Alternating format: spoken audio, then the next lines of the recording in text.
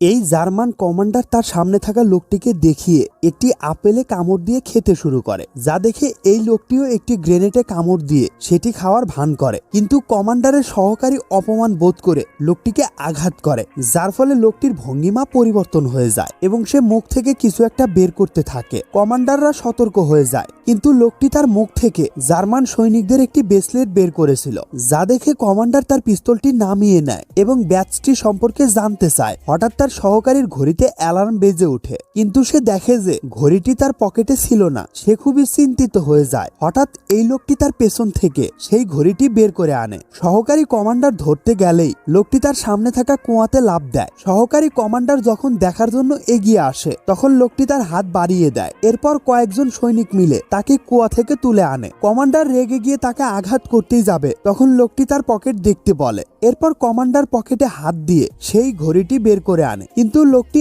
এখনো তার অভিনয় চালিয়ে যাচ্ছিল। আসলে সে একজন সোভিয়েত কমান্ডার, যে কিনা এখানে এসেছে এই বন্দী থাকা মেয়েদেরকে উদ্ধার করার জন্য। আর সে তার সামনে থাকা সৈনিকগুলোর মনোযোগ সরাতে জোকারি করতে শুরু করে। কিন্তু সে কি তার লক্ষ্যে পৌঁছাতে পারবে? এই ভিডিওটির পার্ট 2 দেখার জন্য একটি লাইক দিয়ে কমেন্ট করে জানাতে পারো।